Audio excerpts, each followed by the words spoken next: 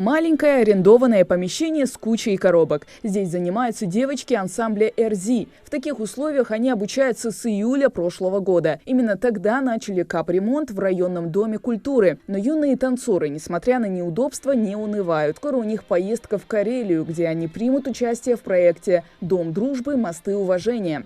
Я видела, как в телевизоре танцуют, и мне это очень понравилось. Я решила поступить в ансамбль SD. Я уже хожу тут как 3 года. У нас нет места, мало места, и только мы по сменам занимаемся. А хотелось бы, чтобы все вместе собрались и вместе занимались. Ждать воспитанникам возвращения в свой родной дом культуры осталось недолго. Все основные работы выполнены. Демонтаж старого потолка, кровли и пола. Рабочая группа в составе 30 человек также обновила пожарно-охранную систему, электрическую проводку и освещение.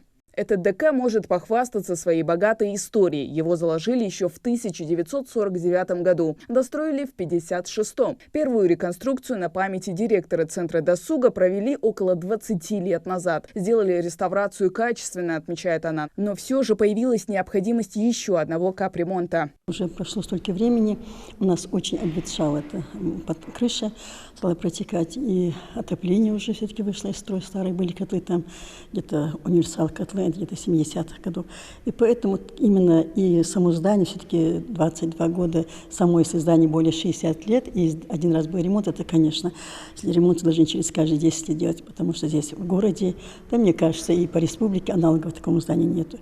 И вот именно благодаря нашему главе республики были найдены средства, и тут начался капитальный ремонт. Здесь делают все, чтобы создать комфортные условия для творческой самореализации. Старые двери заменили на дубовые, а деревянные окна на панорамные. Оформят ДК в венецианском стиле. Концертный зал рассчитан на 270 человек. Тут также планируют закупку необходимого оборудования. Малый банкетный зал и 4 кабинета для кружков, не считая танцевального. Капитальный ремонт проходит не только внутри Дома культуры, но и здесь, на прилегающей территории. Парковая зона, место парковки, аллеи для прогулок посетителей и малые архитектурные строения. Реконструкцию начали по поручению главы региона. Работы проводятся в рамках реализации программы мероприятий празднования 250-летия единения Ингушетии с Россией. После капремонта в Доме культуры вновь закипит творческая жизнь, полная идей и вдохновения. Хава Гайзикова, Магомед Шаухалов. Новости 24.